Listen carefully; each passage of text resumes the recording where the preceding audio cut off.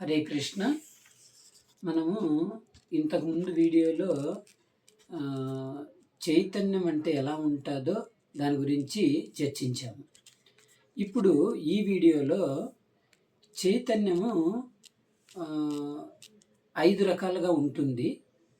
ఆ 5 రకాలుగా ఉన్నటువంటి చైతన్యము ఏంటేంటి, లైక్ ఏమేమి ఎలా ఉంటుంది అనేది మనం ఈ వీడియోలో చర్చిద్దాము.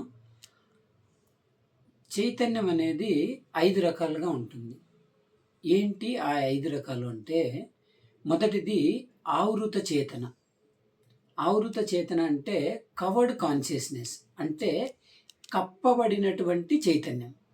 ఇది ఎందులో చూడొచ్చు అంటే చెట్లు, వృక్షాలు, మొక్కలు, వీటిల్లో మనము చూడొచ్చు అనమాట. ఆ కప్పబడినటువంటి చైతన్యం మనకి ఎలా తెలుస్తుంది అంటే, ఇప్పుడు ఆకుల్ని తుంచిన, కొమ్మల్ని విరిచిన వాటికి నొప్పి వేయదు. అంటే దాని అర్థమైంది, చైతన్యం అనేది కప్పబడిపోయింది కాబట్టి వాటికి బాధ అనేది కలగదనమాట.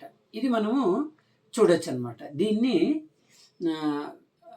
ఆవృత చేతన అంటారు, అంటే కప్పబడినటువంటి చైతన్యం. తర్వాత రెండోది ఏంటంటే సంకుచిత చేతన. సంకుచిత చేతన అంటే స్ట్రంకండ్ కాన్షియస్నెస్, అంటే కుంచుకుపోయినటువంటి చైతన్యం. కుంచుకుపోయినటువంటి చైతన్యం అది ఎక్కడ చూడొచ్చు అంటే జంతువులలో చూడొచ్చు. ఇప్పుడు అయితే ఈ కుంచుకుపోయినటువంటి చైతన్యం అనేది మన కప్పబడిన చైతన్యం కంటే కూడా కొంచెము మెరుగైనటువంటి చైతన్యం అన్నమాట. కొంచెం ఎక్కువగా మెరుగైనటువంటి చైతన్యం అన్నమాట. అది మనం ఎక్కడ చూడొచ్చు? పశువులు, జంతువులలో మనం చూడొచ్చు. ఈ జంతువులన్నిట్లోనూ ఏ చైతన్యం ఉంటుంది? కుంచుకుపోయినటువంటి చైతన్యం, అంటే సంకుచిత చేతన అంటారు. అది ఇప్పుడు చూడండి, మనకి ఆ జంతువుని ఏదైనా కొట్టినా, లేకపోతే కట్ చేసినా, చంపినా ఏమవుతుంది? ఆ జంతువులు అరుస్తాయి, అంటే వాటికి బాధ కలుగుతూ ఉంది. అక్కడ మనకి అర్థం అవ్వాలి.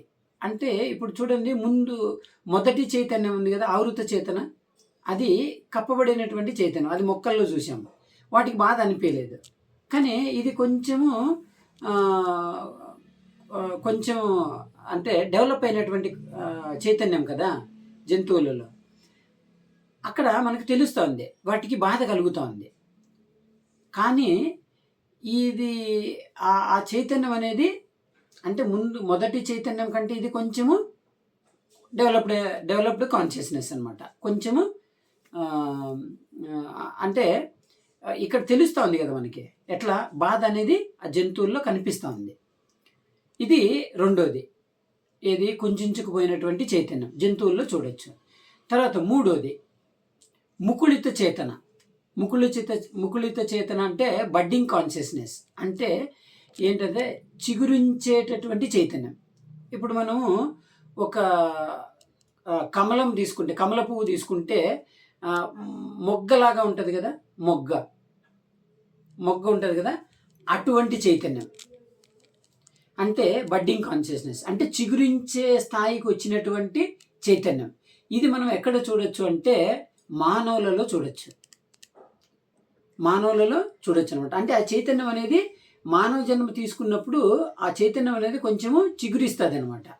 జంతువుల్లో ఉన్నప్పుడు ఏమవుతుంది? కుంచుకుపోయి ఉంటుంది, అది కాస్త చిగురిస్తుంది అనమాట. ఎప్పుడు? మానవ జన్మ తీసుకున్నప్పుడు. ఆ చైతన్యం ఏమవుతుంది అంటే ఇంటెలిజెన్స్, అంటే తెలివి ఉంటుంది అనమాట.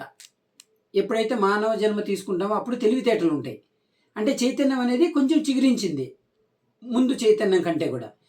ఇప్పుడు ఈ చైతన్యం ఉండడం వల్ల మనకు భగవద్గీత కానీ, శ్రీమద్ భాగవతం కానీ, ఏ విషయం గురించి అయినా కూడా ఎవరైనా చెప్తే మనకు అర్థం చేసుకునే శక్తి మనకు ఉంటుంది. అందుకని దీన్ని బడ్డింగ్ కాన్షియస్నెస్, అంటే ముకుళిత చేతన. ఆ చేతన అనేది ఏమైంది? చిగురించింది కొద్దిగా. సో అది మనము మానవులలో చూడొచ్చు అనమాట. తర్వాత నాలుగోది వికసిత చేతన. బ్లాసమ్డ్ కాన్షియస్నెస్ అంటే వికసించినటువంటి చైతన్యం. అంటే ఇప్పుడు చూడండి, ఏది కమల పువ్వు మొగ్గలాగా ఉన్నప్పుడు అలా ఉంటుంది కదా, అది మానవులలో చూడొచ్చు. తర్వాత కొంచెం వికసించింది అనుకోండి, కొంచెం వికసిస్తే అప్పుడు ఏమవుతుందంటే ఆ మొగ్గ యొక్క అందం పెరుగుతుంది, అవునా కదా? సో కాబట్టి అప్పుడు దాన్ని వికసించినటువంటి చైతన్యము అంటారు. ఇది మనం ఎక్కడ చూడొచ్చు అంటే భక్తులలో చూడొచ్చు. వాళ్ళు మానవులు జనరల్గా సామాన్య వ్యక్తుల కంటే భక్తులలో ఆ చైతన్యాన్ని మనం గమనించవచ్చు. వాళ్ళు ఎప్పుడు కూడా ఒక మంచి విషయాల గురించి ఆలోచిస్తారు, భక్తి ఎలా చేయాలి అనే దాని గురించి మాత్రమే ఆలోచిస్తారు. వేరే అనవసరమైన విషయాల పట్ల వాళ్ళు ఆకర్షితులు కారనమాట ఆ విషయాల పట్ల. సో కాబట్టి వాళ్ళలో మనం చూడొచ్చు అనమాట. అంటే బ్లాసమ్డ్ అంటే వికసించడము, అటువంటి చైతన్యము భక్తులలో చూడొచ్చు అనమాట. తర్వాత లాస్ట్ది చివరిది పూర్ణ వికసిత చేతన అంటే కంప్లీట్లీ బ్లాసమ్డ్ కాన్షియస్నెస్ అంటే పూర్తిగా వికసించినటువంటి చైతన్యం. ఇప్పుడు చూడండి, ఫస్ట్ మొగ్గగా ఉన్నింది, తర్వాత కొంచెం వికసించింది, ఆ తర్వాత పూర్తిగా వికసించింది. ఆ కమల పువ్వు పూర్తిగా వికసించినప్పుడు దాని యొక్క అందం ఎలా ఉంటుంది? అద్భుతంగా ఉంటుంది. అలానే ఆ భక్తుడు శుద్ధ భక్తుడు అయ్యాడు అనుకోండి, ప్యూర్ డివోటీ అయ్యాడు అనుకోండి, శుద్ధ భక్తుడు అయితే అప్పుడు ఏమవుతుందంటే వాళ్ళల్లో ఆ చైతన్యం అనేది కంప్లీట్గా వికసించి ఉంటుంది అనమాట. అంటే వాళ్ళు కంప్లీట్గా ఏది కూడా ఒక్క విషయాన్ని కూడా అబద్ధం చెప్పడం కానీ, లేకపోతే ఏది కూడా తప్పు చేయడం కానీ, ఎవరికైనా చెడు అసలు ఆలోచన కూడా మైండ్లోకి రాదనమాట వాళ్ళకి, ఆ శుద్ధ భక్తులకి. ఇది పూర్ణ వికసిత చేతన, కంప్లీట్లీ బ్లాసమ్డ్ కాన్షియస్నెస్ అంటే పూర్తిగా వికసించినటువంటి చైతన్యం. అంటే మనము ఆ పూర్తిగా వికసిత చేతన ఏదైతే ఉందో, వికసించినటువంటి చైతన్యము అక్కడికి ఎదగాలి. అందుకే ఒక్కొక్కటి, సో చెట్లు తర్వాత జంతువుల తర్వాత మానవుడు తర్వాత మానవులు భక్తి చేయాలి, భక్తులు అవ్వాలి, భక్తు నుంచి శుద్ధ భక్తుడు అవ్వాలి. ఇది ఈ ప్రాసెస్ అంటే ఈ ప్రాసెస్లో మనకి ఆ చైతన్యం అనేది మనము పెరుగుతూ ఉంటుంది అనమాట, మన చైతన్యం అనేది. సో దాన్ని బట్టి మనకు అర్థం అవ్వాలి.